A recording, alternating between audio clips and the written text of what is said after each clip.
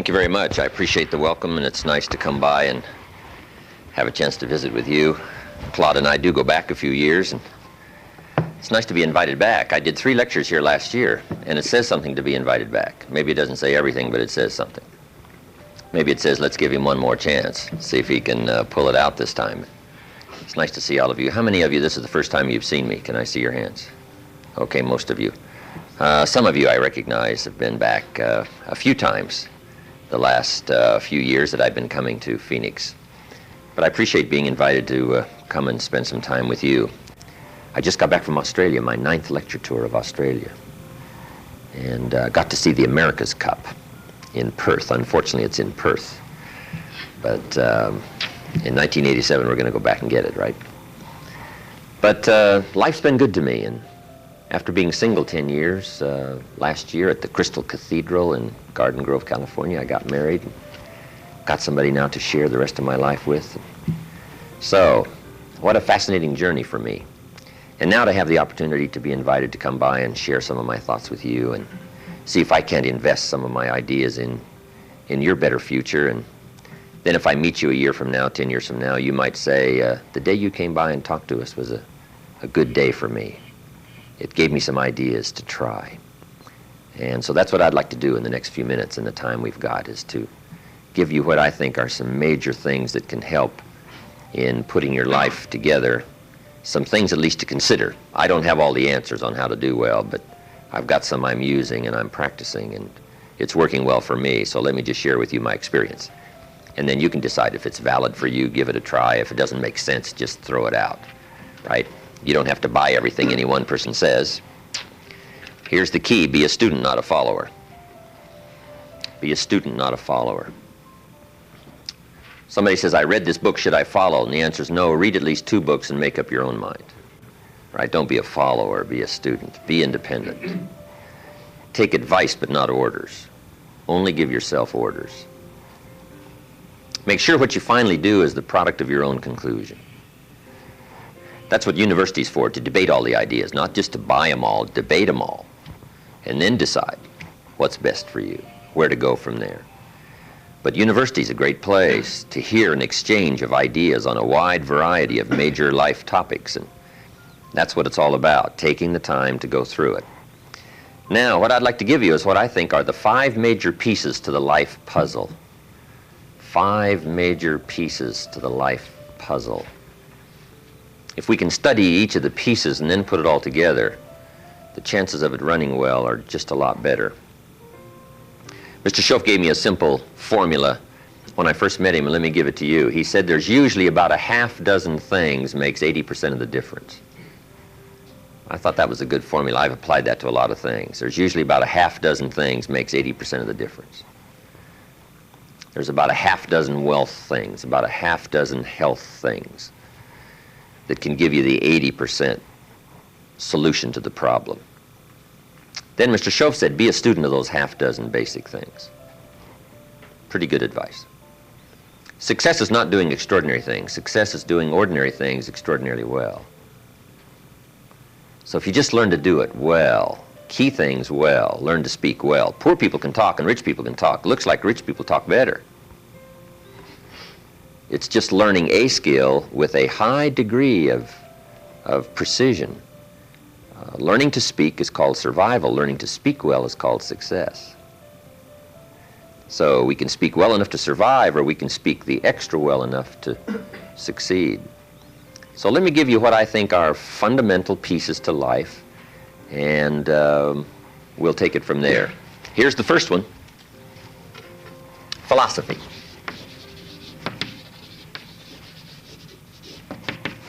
Pretty well-known word on a university campus, philosophy. Philosophy, in very simple terms, is simply what you know. And what you know greatly affects how your life works out. We might also add, what you don't know greatly affects how your life works out. The idea you miss could be the missing number in trying to put the numbers in the lock. So, what you don't know will hurt you, to correct an old cliche. And to correct another one, ignorance is not bliss. Right? It's important to know. It's important to get the information. Now, we do something very important with what we know. We weigh it. That's another good word. We weigh. In our leadership series, we teach aspiring entrepreneurs, weigh everything before you do it, before you buy it, before you try it. Make sure you weigh it. Everything you get ready to do, you got to decide whether it's a major or a minor, and you don't want to give minor things major time. You don't want to give something insignificant significant amounts of your energy. So we simply use the phrase, weigh before you pay. Sophisticated people learn to weigh everything. And what we all need is a good set of mental scales to weigh everything. What if you got information and your mental scales were off and insignificant things to you were significant? Wouldn't that be a major handicap the rest of your life? When you weighed something, important things weighed unimportant, we would call that a great handicap. So it's very important to weigh everything properly, and that's the reason for sermons and songs and lyrics and lectures and seminars and conversations and professors and teachers. It's one of the reasons why we converse with each other, and we debate and we think about and we ponder and we perceive and we weigh and we try to find out where the values are. Because you don't want to proceed and give big chunks of your life to something that's insignificant. Okay? So we get information, we weigh it, then we come to conclusions. These are just some key words. Conclusions about values. Big question in forming your life, where are the values? What is important? What should weigh heavy on my mind and I should give it significant time and significant energy and significant money? Okay. So all of this stuff, this is our thinking process. Shoaff said to me, poor thinking habits keeps most people poor. Not poor working habits. Most people work hard, but they don't think hard. They don't use their mind to really try to perceive where the values are so that they don't waste any time. It's easy to spend big chunks of your life on insignificant things, unless you can weigh it better. Our mind. So all of this stuff is called major. It's one of the major pieces of the life puzzle. What you think about, knowledge, how you weigh it, the conclusions you come to, the values you've perceived, thinking. If you really want to help somebody change their life, you have to start changing their mind, change their philosophy, change how they think. Somebody says, well, just motivation, that'll do. And the answer is no, motivation won't do it. If a guy's an idiot and you motivate him, you got a motivated idiot. Right? Say, no, that's not what it takes. Now, it's very easy to make errors in judgment. Errors in judgment. I'm now teaching people, even after they're out of school, university, college, they should read at least 1 or 2 books a week. It's easy when you get out of school, right, and get a job to just sort of let that all slide, not keep up the learning process. But if you don't keep up the learning process, a lot of values become fuzzy if you don't keep trying to perceive what's important, what's not important, and then start spending major effort on minor things. So we have to keep learning. What if a guy spent his book money on donuts? Right? We would call him greatly deprived mentally. In 10 years, the guy's bought 2 tons of donuts and only 2 books. Right? Mostly with pictures. Right? And he wonders why his life isn't working well. Reason. After he got out of school, he didn't keep up the flow of ideas that can help to refine your business and help to refine your decisions and help you come to better conclusions.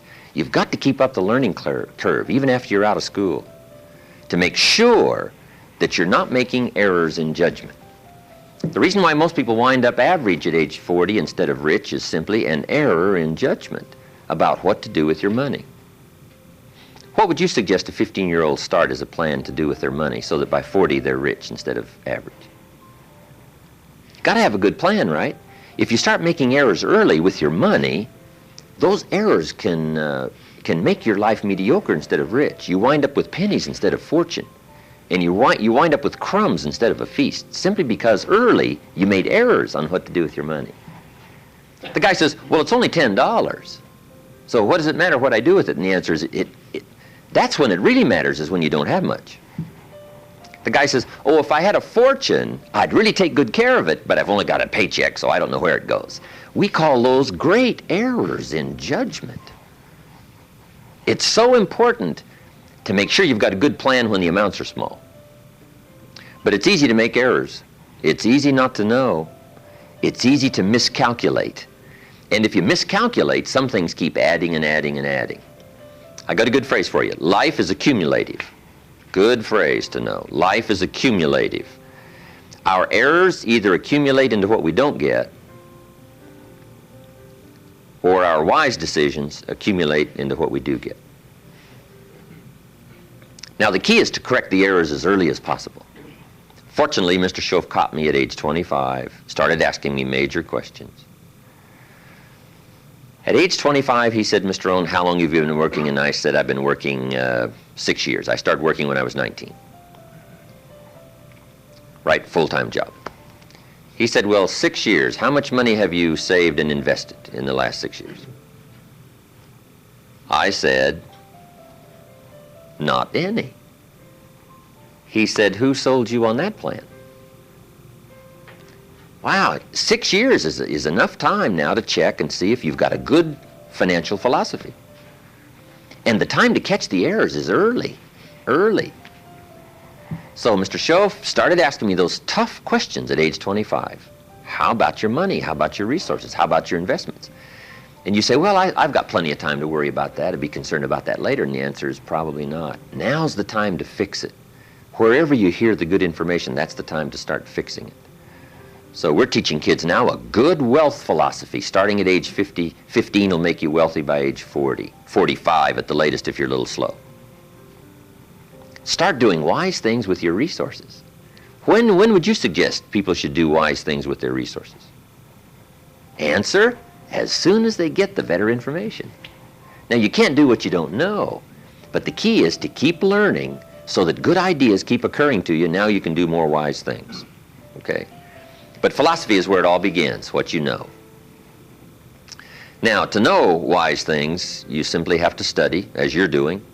Keep up the reading, keep up the conversations, keep up the listening to lectures, keep going through the information, keep stashing it away, taking the notes, right? There's no better way to adjust your philosophy than to have a continual flow of ideas. But that's the first piece of the life puzzle, philosophy. Now, here's number 2. Philosophy determines attitude. Attitude is simply how you feel. First, what you know sets the sail of your life. Now, how you feel starts taking you there. Attitude. Now, there's all kinds of ways to feel, right? You can feel good or you can feel bad.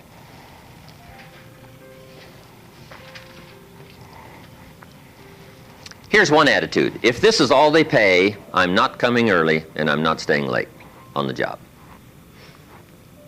That's an attitude, right? If this is all they pay, I don't come early and I don't stay late. Now, do you suppose that attitude, if you carried it through the rest of your life, do you suppose that attitude would greatly affect your life as the years unfold? The answer is overwhelmingly, of course. Here's another attitude. No matter what they pay, I always come early and I always stay late to invest in my own future. Isn't that fascinating? Attitude is by choice. You can either choose to come early or you can choose to come late. You can either choose to leave early or you can choose to stay late. Attitude's a matter of choice. Now, to make wise choice, we need educated attitudes. Emotions must go to school to learn where the values are. Okay? Good phrase. Emotions must go to school.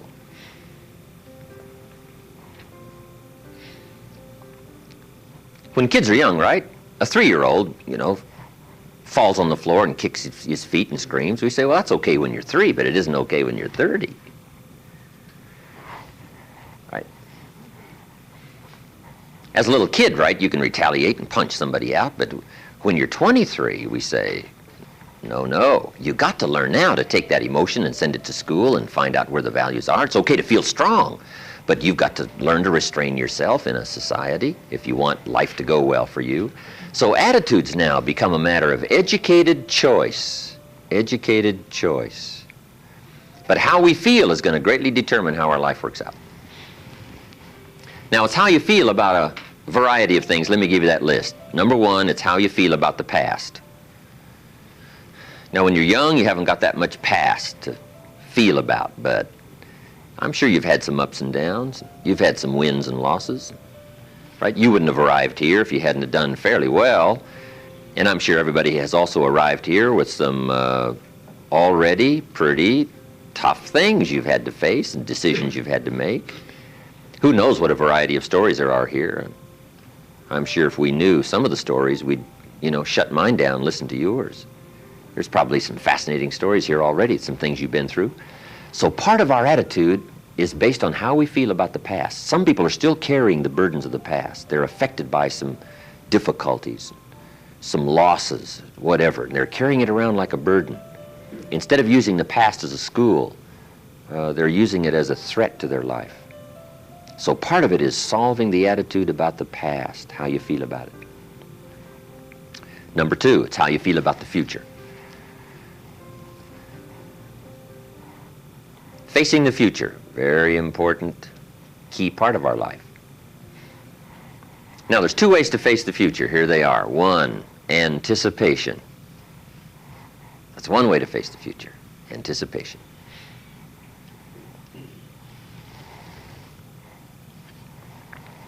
Here's the other way, apprehension.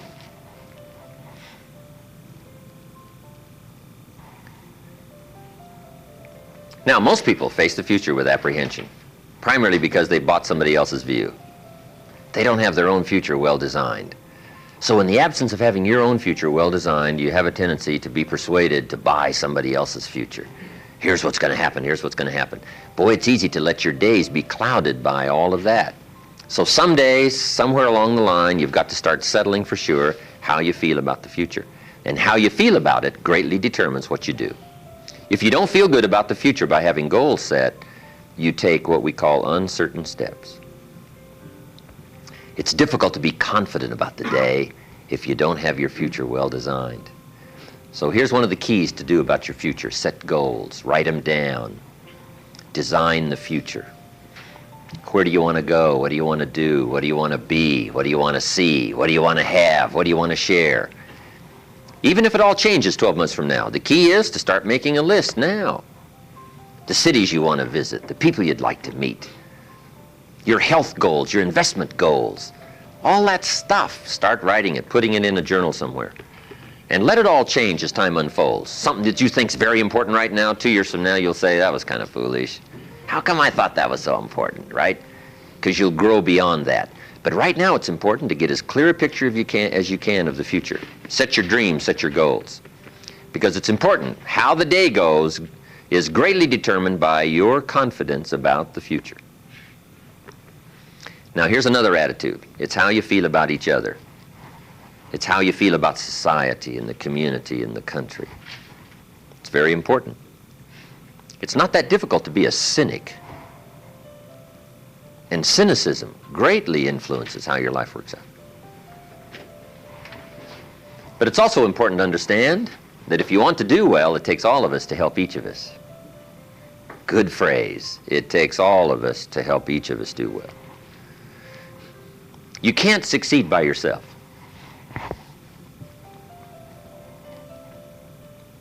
It's hard to find a rich hermit. But you can't succeed by yourself. You need a market. You need a society. We need each other's ideas. We need each other's collective ideas. Collective participation in the marketplace, society. Okay? So how we feel about each other, very important. Now here's the big one. It's how you feel about yourself. How you feel about yourself. Self-esteem, understanding your own value. Boy, if new discovery starts to unfold for you, that you've got the brains, you've got the talent, all you need is instruction, all you need is some coaching, all you need is some help, all you need is some advice, some experience. If you're headed down the wrong road, hopefully somebody's already been down that road where the bridge is out. And they come back saying, don't go this way anymore, the bridge is out. So we take somebody else's advice and we say, wow, I'm glad you came along. I'm heading down this road. So learning from other people's experiences, picking up all the ideas so that we can feel good about ourselves. You've got the talent, you've got the skill. That's what university's for, school is for, is to help guide all this available potential. And there isn't anybody here that hasn't got the potential to become wealthy and powerful and sophisticated and influential and live uniquely. That's all within all of your reach. Some people live unfortunate lives of tragedy and despair, but that's not here. You've become those few percentage points that have the unusual gift of association and awareness and exposure to the best that the country has to offer. And here you are at a well-known university with all the chances and all of the opportunities within your reach, and with your brains and with your potential and your power and your drive and your incentives, no telling what miracles you can go do and what unique things you can accomplish. You'll look back on these days saying, those were good days that exposed me to ideas and philosophies and people and gave me chances and opportunities to become somebody unique. But everybody here's got the potential, but you've got to feel that. You've got to think well about yourself. Now, self-esteem primarily comes from engaging in the disciplines that lead to value. Self-esteem comes from engaging in the disciplines that lead to value. We don't lack potential, but to bring value from potential, we need the disciplines. Now, one of the major things that makes us not feel good about ourselves is not engaging in the disciplines.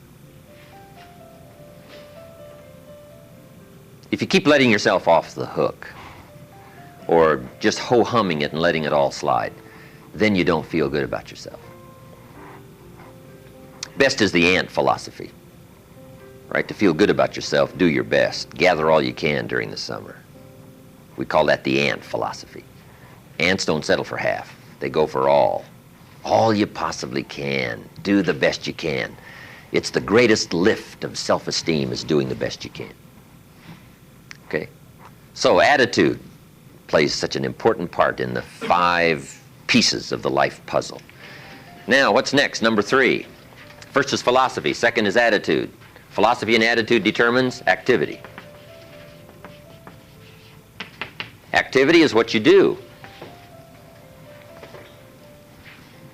Key phrase, success is a doing. You actually now have to do it. It seems as though God has designed that the major part of the value of our life is left to our own mental genius. You've got to decide what you want to become. Then you simply have to go do it, engaging in the disciplines. Now, the activity part is so important. How hard should you work when you get ready to labor, when you get ready to try to be successful in the marketplace? How many days should you spend? How hard should you work? Well, let me give you an Old Testament phrase to consider. It says, 6 days activity, 1 day rest. Now that's called a philosophy on activity. Right? What should be the ratio of rest to activity? Old Testament suggests 6:1. Now I know that goes back a long ways. Some people said, no, 6:1's old-fashioned. 5:2 is better. Well, you got to take a look at 5:2 and see if it's okay. You don't just want to buy somebody's philosophy without seeing if it leads to fortune, and if it leads to unique things, wonderful, it's probably good. But you have to check out if 5:2 is okay. Would 4:3 be better? I don't know. You got to check everything. I do know this, good phrase, don't rest too long. And the reason you can't rest too long is because we live in a push-shove world.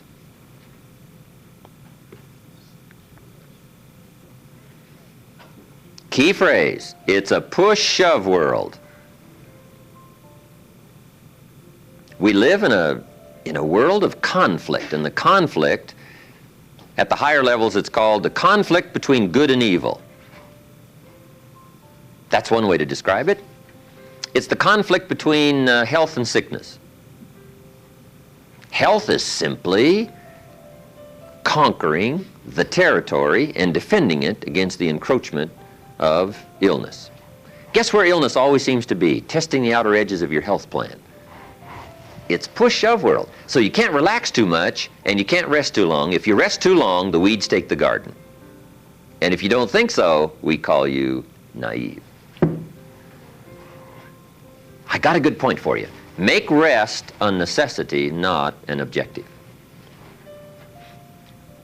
The objective of life is not to rest. The objective of life is to accomplish, to growth, full accomplishment, test the outer limits of your abilities. That's what life is all about. See what all you can do. That's what life is all about. See what you can do with the seasons and the soil and the seed. See what you can do with your brains. See what you can do with your talent and your gifts and your skills. That's what life's all about. See what you can do. Now, we need rest, but you must make rest a necessity, not an objective. If you make it an objective, you start falling into what we call the average syndrome, right? People who live mediocre lives are always looking forward to getting off. Successful people are always looking forward to getting on. Successful people don't want off. They want on. They want to get on with the job. They rest only enough to gather strength. So consider that in your argument, in your debate on how hard should you work. Let me give you another Bible philosophy. My parents made sure I was a pretty good scholar by the time I was 18. And I'm an amateur on the Bible. But here's another good philosophy. Whatever your hands currently find to do, do it with all your might. Whatever you're doing, do it with all your might. We call that philosophy on activity. How hard should you work? As hard as you can in the time allotted to labor. In leadership, management lectures we teach, when you work, work. When you play, play. Don't play at work. And don't work at play. Right? Make best use of your time. When you're working, pour it on. And when you're playing, have a good time. But don't play at work. Okay? So, activity, very important piece in this whole life puzzle in working. So, you've got to test how hard you can work. Part of it is physical, your own physical limitation. Some people can take 14 hours, no problem. Some people 10, stretches pretty much their physical limitations. So everybody has to sort of decide how hard you can work, how much time you can put in. When you come to university, right, you got to sort of find out how much workload you can handle, how many classes can you go through, how much can you unravel, how many study hours do you need, how much effort have you got, when are you going to run out of gas, right, and you need to replenish the supply. So we all have to study our own activity habits. But let me give you what I think is the best philosophy. It is simply do the best you can. In activity, we call it doing your best. That's all we ask. Simply, your best.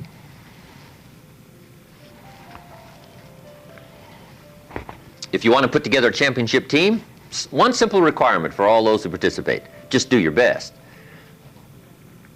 If everybody does their best, whatever that brings us to, number one, number two, wherever we arrive when the final count is made is okay if we all know when it's over we did our best.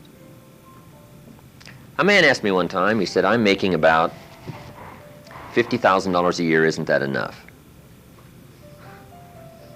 What would you tell somebody? A businessman said to me. He said, my kids aren't starving, and he said, I got my bills paid, and he said, we're doing pretty good, and I'm making about $50,000 a year. Isn't that enough? He asked me. What do you suppose I told him? I said, yes, it's enough if it's the best you can do. We don't call an amount enough. We call your best enough. I said, if you're capable of making $500,000 a year and you make $50,000 a year, we call you loser. And we don't call you loser because of the difference between 50,000 and $500,000. We call you loser because you're not doing your best. If you do your best and you make $10,000 a year, that's enough. If you do your best and you make $1 million a year, that's enough. Enough is not the difference between 10,000 and 1,000,000. Enough is simply doing the best you can. So that's the key to the good life. When the day is finished, if you say, did I do my best? And if I'm not doing my best, why not? Have I got some errors in my philosophy that says, hey, half effort's okay, just slide by, ho-hum it, cross your fingers, and everything will work out, hopefully. Say, no, I don't want to take those kind of chances. I don't want to drift. Okay? So activity. Just put a big question mark on activity and say, here's a major piece of life to keep checking. Make sure I'm doing my best. That's all I require, my best. A group of psychiatrists asked me to come and lecture for them in Los Angeles one time, which I thought was interesting, since I only went to 1 year of college. And then in the middle of my lecture, I had the audacity to say, ladies and gentlemen, let me tell you what I think most messes with the mind. They said, what do you think most messes with the mind? I said, I think what most messes with the mind is simply doing less than you can. It sets up all kinds of psychic problems, doing less than you can. Guess when you really feel good about yourself?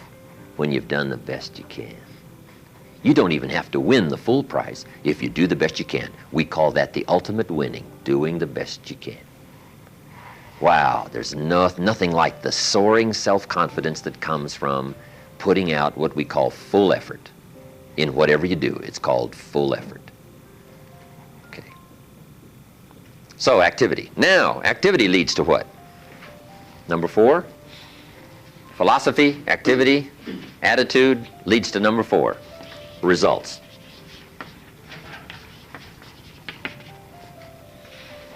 And that's what life is all about. Putting the first 3 together. Good philosophy, attitude, high activity to get the ultimate called results. I got a good phrase for you. Results is the name of the game. Productivity.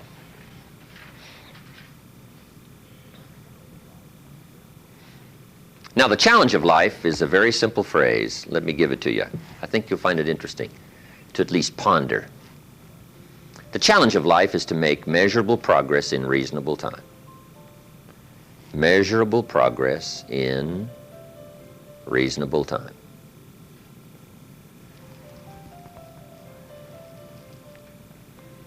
First, we don't want to be unreasonable with time. If you and I agree to do something, 5 minutes later I'm asking you, how are you doing? You say, I haven't left the building yet. You can't ask in 5 minutes. 5 minutes is too soon. That's unreasonable. Now, if I don't ask you for 5 years, we call that too late. You can't wait 5 years, and you can't go 5 minutes, right? We all have to learn what is reasonable time to expect somebody to make progress, to grow, to change, to develop. So all of us have to learn, especially if you're going to become leaders, entrepreneurs, if you're going to have management responsibilities and work with people, you got to understand what is reasonable time. We don't want to be unreasonable with time. But here's what else we expect. Measurable progress in reasonable time. How many years should the child spend in 4th grade? Approximately. About 1. You say, well, if they're nice kids, would you give them 3 or 4? You say, no, you can't spend 4 years in 4th grade. It's unacceptable. We put on the family pressure. We put on peer pressure, right? We put on all kinds of pressure. You can't spend 4 years in 4th grade. Now, wouldn't that be interesting if we applied the same kind of social pressure all of our lives? What would be acceptable to society for wise investments to have been made by age 30 so that you can really properly take care of yourself and your family? Somehow we've missed those standards, right? Shouldn't it be popular to be wealthy by age 40? And shouldn't we look at somebody who by age 45 is not at least financially independent saying, where have you been? Tibet? Or Bangladesh you probably have spent. You mean you've been here all this time? Right? Shouldn't we make it a bit unacceptable not to be well off in what we call reasonable time? But what if a guy spent his potential fortune on non-essentials from age 15 to age 45? Shouldn't we call that unacceptable? Shouldn't teenagers ask their parents, how come we're not rich? We live in a rich country. This is America. Aren't those good questions? How about the wisdom of a good plan versus a poor plan? What if a man was a farmer and he ate his seed corn? Instead of planting it, he ate it. Wouldn't we make arrangements to go get his children? and say, the kids aren't safe. The man's insane. He eats his seed corn. He doesn't plant it. Wow. I just offer that as kind of an interesting question. If we make such pressure demands for fourth grade, why shouldn't we make those same pressure demands for the rest of life? Interesting question, right? Good debatable question. Now, part of it is society eases back on us as far as ongoing demand of results. But here's what I'd ask you to do. Make the demands on yourself. I'm asking you not to let yourself off the hook. Society will let you get by with far less than you want to be.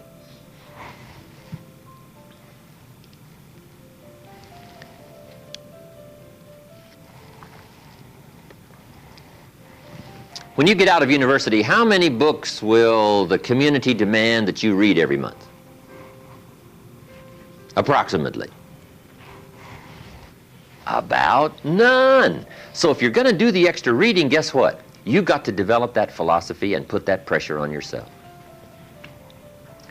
But what I'm asking you to do is take a good look at results. Now, another reason why we look at results at age 25, results at age 30 on a wide variety of things, health and wealth and culture and sophistication and lifestyle and uniqueness. We keep checking all those results. Here's why. To see if there's any errors in activity. Guess how easy it is to make errors in activity? It's easy. We teach in our leadership series, don't mistake movement for achievement. Boy, sometimes it's easy to be faked out by being busy. The guy's busy 10 hours a day, but he's going in figure eights. The guy's not making progress. He's stalled, but he's busy. And he thinks being busy is going to do it. Say, no, you got to be busy doing the right things. So maybe you need activity fixed. Maybe you need attitude fixed. Who knows? The guy who says, since they don't pay well, I come late and leave early. We say, John, that's going to affect you all your life. And you've probably got the results to show it. Or maybe we need a correction of philosophy. That's why we check results. Now, here's the last piece in the life puzzle. It's called lifestyle. Lifestyle is simply how you choose to live.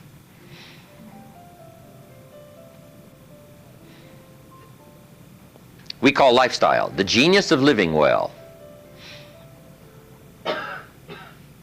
Now, here's what's exciting about lifestyle as a subject of one of the major pieces of the life puzzle. All of us can choose, especially in this country, all of us can choose how we wish to live. Guess what you can get from your money? Joy or animosity. However you wish to live. A father takes a $10 bill and wads it up and throws it at his son and says, if you need the darn stuff that bad, take it. We call it money without style. The father's got the money, but he doesn't have the style. He studied economics, but he didn't study happiness. So let me give you the phrase. Happiness is an art, not an accident. Some people have figured out things economically, but they haven't figured out lifestyle to live well. Culture is a study. It's not an amount. Somebody says, if you have an amount of money, you'll be cultured. And the answer is no. Cultured is a study. Culture is a refinement of the mind. To be cultured, you must study culture and practice culture. Money doesn't solve the culture challenge. Money doesn't solve the happiness challenge. To be happy, you got to study and practice happiness. And Mr. Shove taught me all the simple ways to get joy from substance. A sophisticated gentleman knows that a rose on time is more valuable than a $1,000 gift too late. It's not the amount that counts, it's the genius that counts. It's the ideas that count. So here's what I'm challenging you to do. How to be happy with what you've got while you pursue what you want. And I'll give you time to make a note of that phrase because I think it's so important to wrap it up. How to be happy with what you've got while you pursue what you want. So I would challenge you in the last piece of the life puzzle, find ways to live uniquely.